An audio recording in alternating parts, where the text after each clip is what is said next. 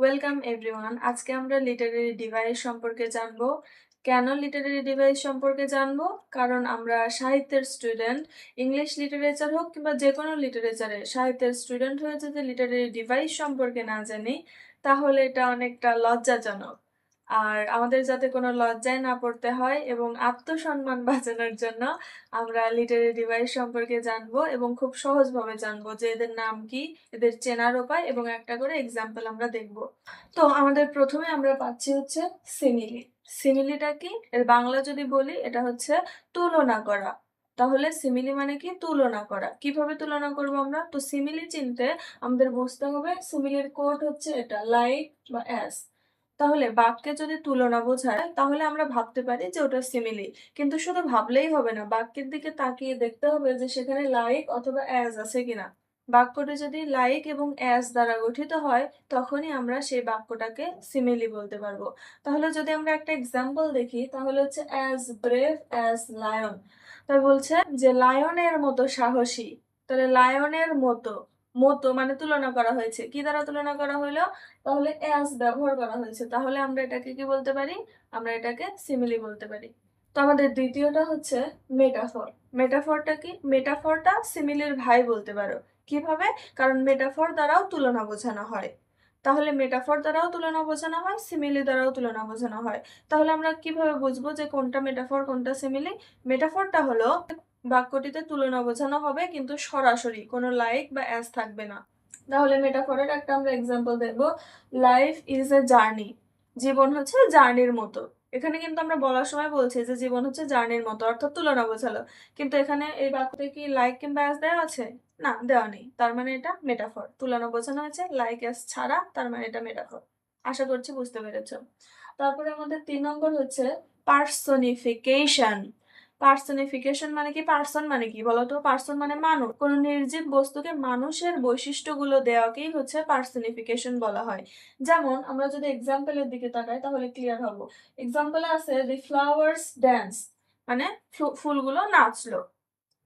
অথবা থাকতে পারে দি ফ্লাওয়ার্স আর ডান্সিং, ফুলগুলো নাচছে। তাহলে ফুল কি কখনো নাচতে পারে? না, ওইটা একটা নাচা হচ্ছে মানুষের কাজ। তাহলে ফুলগুলোকে কিসের বৈশিষ্ট্য দেওয়া হয়েছে?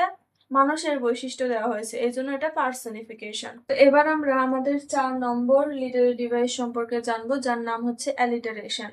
অ্যালিটারেশন মানে কি? সেম সাউন্ড রিপিট হবে। যদি আমরা এক্সাম্পলটার দিকে তাকাই তাহলে আমরা সবকিছু ক্লিয়ার হয়ে যাব। এক্সাম্পলে আছে সুইট সামার সিজন।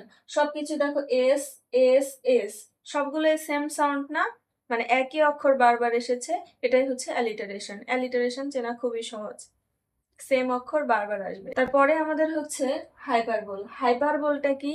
বোল মানে বলা, হাইপার মানে তো জানে হাইপ করা, অতিরিক্ত বলা, অতিরঞ্জন করা বা বাড়িয়ে বলা। তাহলে এক্সাম্পল আমরা তাকাই, এক্সাম্পলে বলছে I told you a million times, মানে আমি তোমাকে 10 লক্ষ বার বলেছি এটা করো না। তাহলে 10 লক্ষ বার বলা কি সম্ভব এক কথা? না, কখনোই সম্ভব না, এটা বাড়িয়ে বলা। সেজন্য এটাকে আমরা কি বলতে পারি? হাইপারবোল বলতে পারি। কমেন্টে একটা এক্সাম্পল দাও তো কোনটা হাইপারবোল হতে পারে। ঠিক আছে, আমাদের 6 নম্বর হচ্ছে আইরনি। বলে না, তুমি কি আমার সাথে আইরনি করতেছো? মানে কি? যেটা বলা হয় তার উল্টো মিন করা হয়, যেটা বলা হয় তার উল্টো মিন করা হয়।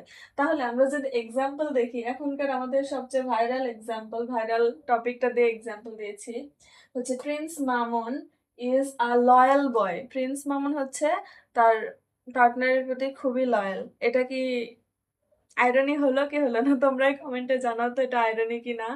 কারণ লয়াল শব্দটা কি প্রিন্স মামুনের সাথে যায়? সে কি এক নারীতেই আসক্ত? আচ্ছা, এটা নিয়ে আমরা কথা না বলে আশা করি আইরনি কি সেটা তোমরা বুঝতে পেরেছো।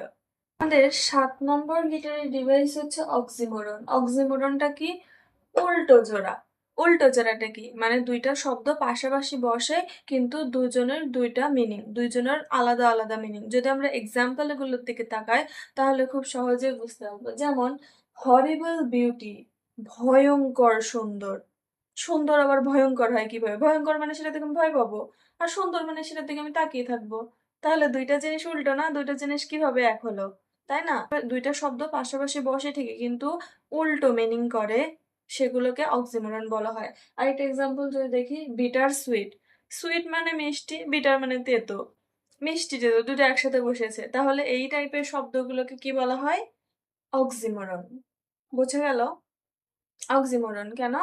পাশাপাশি বসেছে কিন্তু ২ জনের মিনিং পুরোটাই উল্টো। ঠিক আছে? আমাদের পরবর্তী আমাদের পরবর্তী ডিভাইস হচ্ছে সিম্বলিজম। সিম্বলিজমটা কি? এক জিনিসের মধ্য দিয়ে আরেক জিনিসকে বোঝায়। ভিডিওর শুরুতে আমি বলেছিলাম সিম্বলিজম সম্পর্কে যে, নিতুর আকাশে মেঘ জমেছে। এখানে নিতুর আকাশে মেঘ জমেছে বলতে মনে কখনো মেঘ জমা সম্ভব? না, এটা মানে বোঝাচ্ছে যে তার মন খারাপ, ক্যারেক্টারের মন খারাপ। তো এগুলোই হচ্ছে সিম্বলিজম যে এক জিনিসের মধ্যে দিয়ে অন্য জিনিস বোঝায়। যেমন এক্সাম্পল যদি আমি দেখি ডাভ এবং হোয়াইট এগুলো দ্বারা পিস বোঝায়। হোয়াইট সাদা রং দ্বারা পিস বোঝায় না? তার মানে কি বোঝাচ্ছে? যে এমনিতে একটা কালার আমি দেখাচ্ছি কিন্তু ওটার মাধ্যমে অন্য কিছু প্রকাশ পাচ্ছে। সেগুলোই হচ্ছে সিম্বলিজম মানে প্রতীক অর্থে ব্যবহৃত। একটা দেখায় কিন্তু নির্দেশ করে অন্য কিছু। ঠিক আছে? তাহলে আমাদের পরবর্তী ডিভাইস হচ্ছে ইমেজারি। ইমেজারি কি? 5 সেন্সেস কে টাচ করবে। তুমি একটা জিনিস পড়ার সময় তুমি অনেকগুলো শব্দ পাবে এবং সেগুলো দেখবে যে ওই শব্দগুলো তোমার চোখের সামনে ভেসে রয়েছে। তুমি শব্দ পড়ছো কিন্তু দৃশ্যগুলো তোমার চোখের সামনে ভেসে উঠছে। সেগুলোকেই বলে ইমেজারি। ইমেজারি মানে ছোট করে আমরা বলতে পারি ইমেজ। ইমেজ মানে ফটো। তো ইমেজ থেকে ওগুলো এসেছে। তো ওগুলো 5 সেন্সেস কে টাচ করবে। মানে শোনা, গন্ধ, দেখা এরকম। তাহলে এক্সাম্পল দিলে আমরা বুঝতে পারবো লাল টুকটুকে আপেল। এখন আমি বলছি লাল টুকটুকে আপেল। তোমার মনে কিন্তু এখন আপেলের একটা ছবি ভেসে উঠেছে। ওঠেনি? তাহলে এটাই হচ্ছে ইমেজারি। আবার আমি যদি বলি গরম ভাতের ধোঁয়া, মানে গরম ভাত থেকে ধোঁয়া উঠছে। তাহলে তুমি কিন্তু অনেকটা গরম ভাতের গন্ধ পাচ্ছ কিংবা ওই অনুভূতি কিন্তু পাচ্ছ। তুমি সিনটা কিন্তু দেখতে পাচ্ছ চোখের সামনে। তো এটাই হচ্ছে ইমেজারি। তো এই ছিল আমাদের আ লিটারি ডিভাইসের ৮ টি প্রকার। আমি আশা করছি প্রকারগুলো আমি বোঝাতে পেরেছি। তারপরেও যদি কোনো ডাউট থাকে তাহলে প্লিজ কমেন্ট বক্সে জানাও এবং আমি আ আবার বুঝিয়ে দেওয়ার চেষ্টা করব। Thank you.